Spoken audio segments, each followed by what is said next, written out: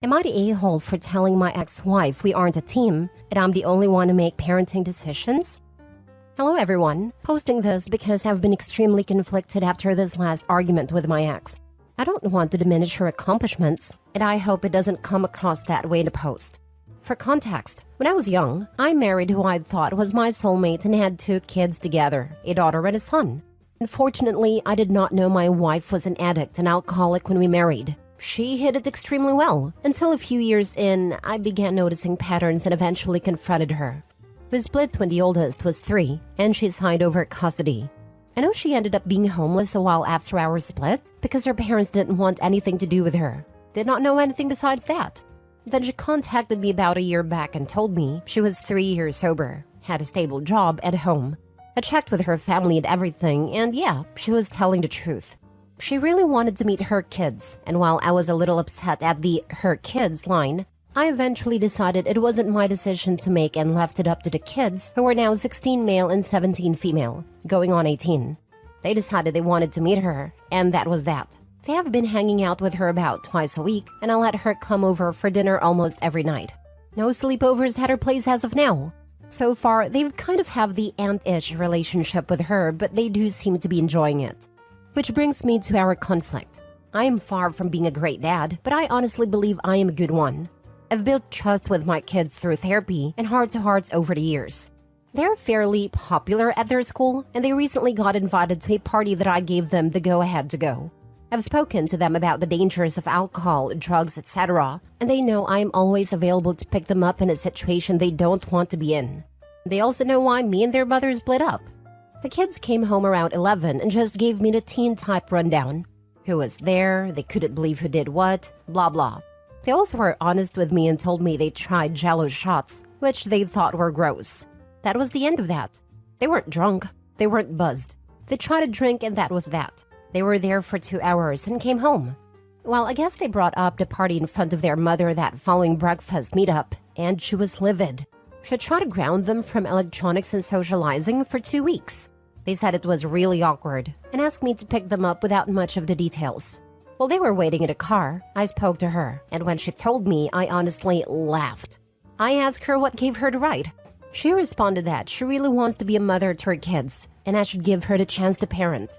That she's giving 100% to this to make this work. I told her it's way too late for that. The kids are basically adults, have part-time jobs, pay for their phone bills/clothes by choice, and are deep into their plans for adulthood.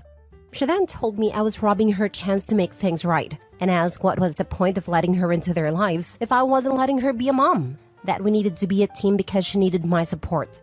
And here's where I might be the a-hole.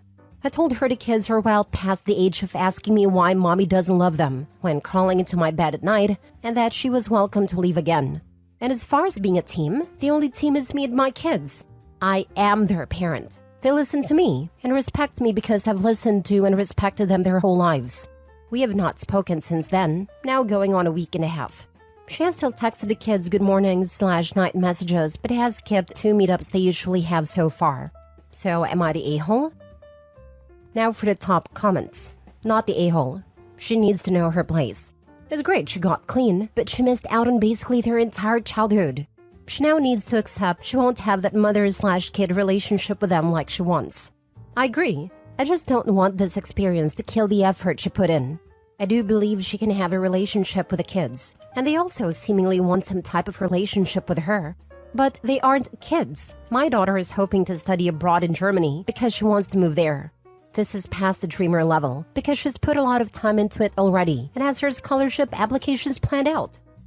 I think your last interaction with her warrants a text to her to discuss things. While it's impossible for her to mommy to her children, it is still possible for her to be mom to her adult children if she builds her relationship the right way. I'd focus on burying, but not forgetting the past, and to not screw up the future over it. I have friends who have similar stories to your children, and they were able to salvage a relationship with a parent after many years of them not being around. They would say, my dad may not have been there for the first 10 years, but for the last 20 he has been nothing but supportive and loving. I know this is stupid, but this made me bawl a little. I truly want my kids to know even just 1/10 of the woman I knew. If she can become that woman for them, I'm for it. I just hope I'm not in the way. Hey, you're honest. If you haven't put in the work and been there, almost adult teens don't need you getting involved. And it doesn't matter how much you want to participate, if it's your own choices in life that made you lose that relationship. Not the a-hole. Like I mentioned in the post, I don't want to discredit her.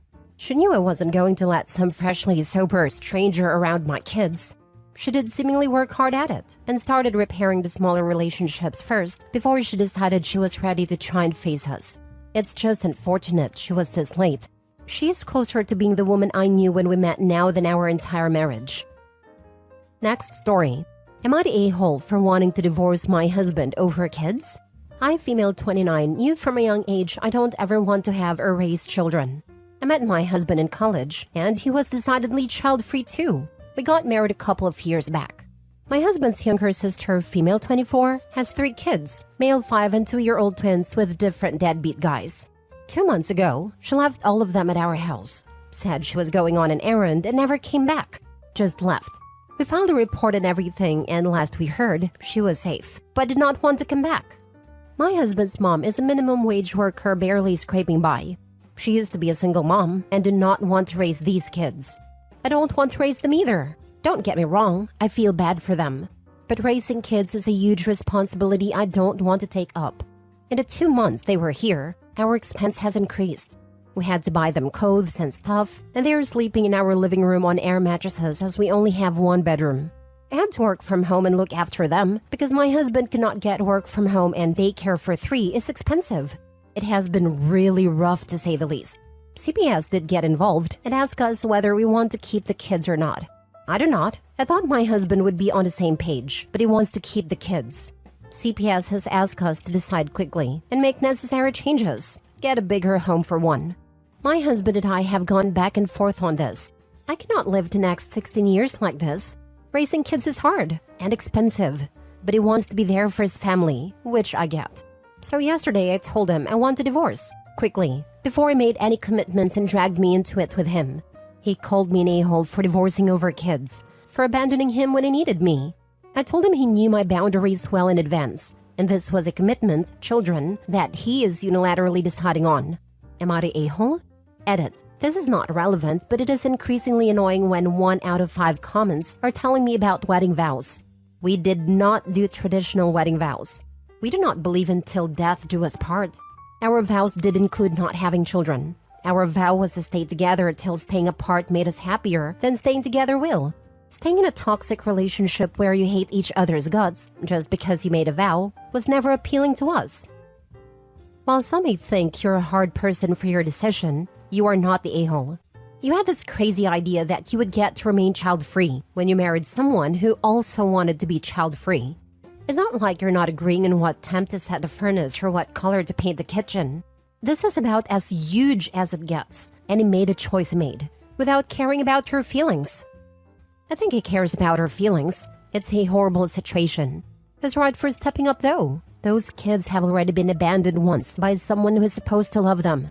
Unfortunately, there is no right answer. Put the kids in the system is an a-hole move. Ignoring your wife's feelings and future plans is an a-hole move. He really has no choice but to be an a-hole in some way. He is choosing to put the innocent children above even his wants and desires. It's not that he doesn't care. He's just making the best decision for the kids. He can choose to step up, but he cannot force OP to step up as well. And it feels like he just dumped them on her to deal with. I can't fault either of them. Only a-hole here is the sister. The sister who abandoned her children is the absolute a-hole. If you don't want to help him with the kids, then leave. He didn't want kids either. They were dumped on him. I can certainly understand why he can't throw them out though. If there is truly no one else to care for them and sister has been reported and all the necessary avenues have been taken as far as she goes, then it comes down to putting them in foster care or caring for them. He probably wouldn't be able to live with himself if he put them in foster care. I wouldn't be able to either. He should start the process of hunting her down for child support immediately though. I'd say to Opie, if you have a sibling and he/she has kids and dumped them on you, and either you had to care for them or put them in foster care, what would you do? If you have no siblings and no nieces or nephews, it's really hard to put yourself in his shoes to answer that though. Next story.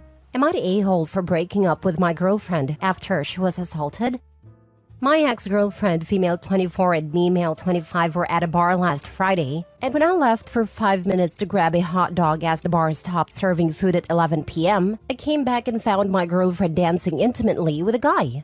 I was angry, and I left an argument where she didn't really seem to understand why I was angry and called me dramatic and insecure. I decided this wasn't for me on my way home, because she was rubbing herself against the dude, but also because she dismissed me being hurt. However, I decided to sleep on the matter because we were both drunk, and I would give her another chance to explain.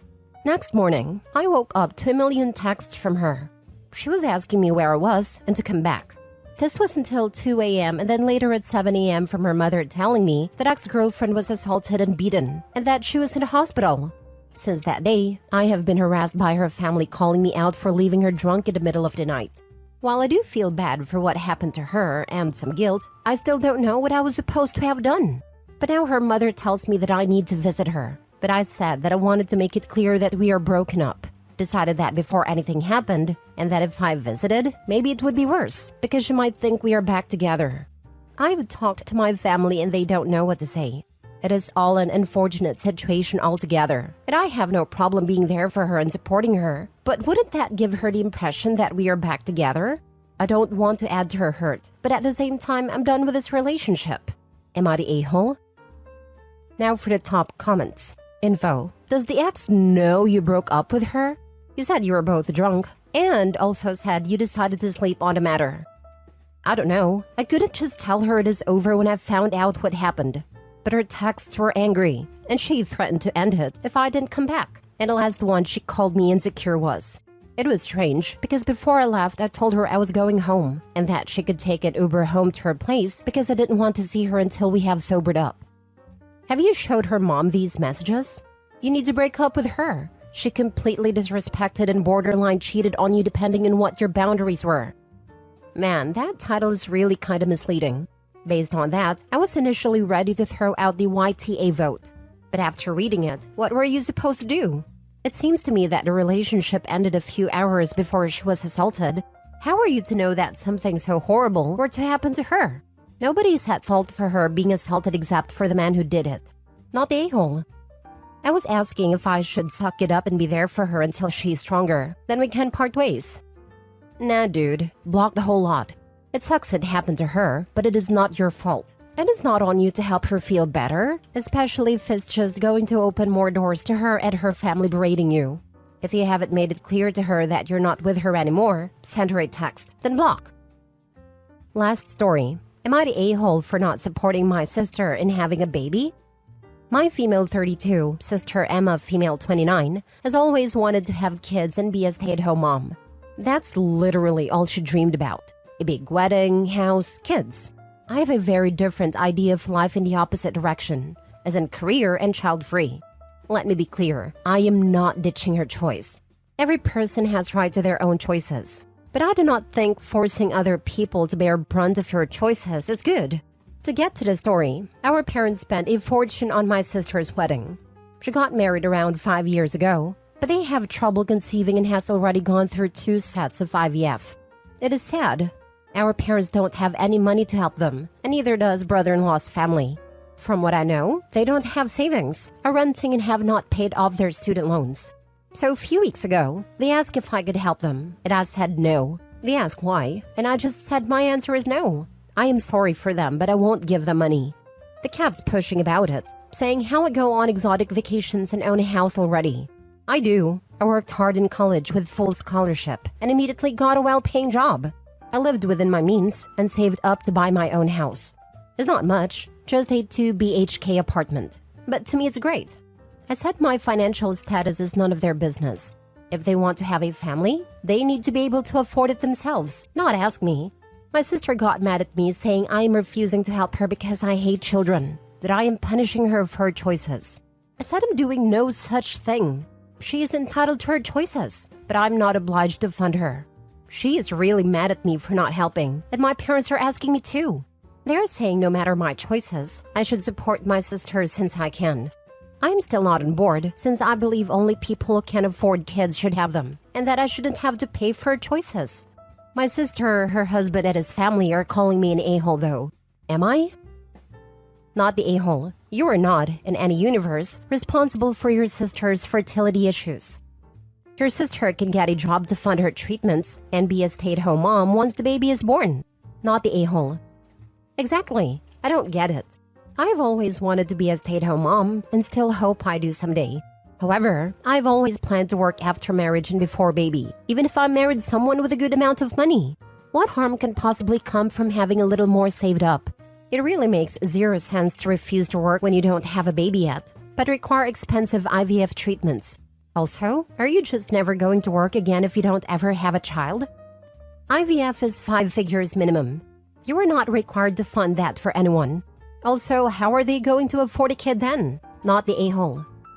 Meanwhile, OP's vacation trips probably nowhere near 5 figures a year. Yet this has turned parents expect OP to fund more IVF treatments, while the previous 2 already failed badly.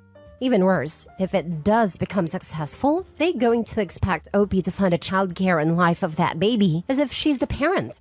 Yeah, not the a-hole. It's clear her family is trying to financially take advantage and use her. She wouldn't be wrong to cut them off. It's completely irrelevant. She can spend millions a year on her vacations, and she would still be not responsible for her sister's issues. I was coming here to say this. She can spend 6 figures on private planes, and it still wouldn't be any of anyone's business. Spend your money any way you like, OP. Still isn't anyone's business.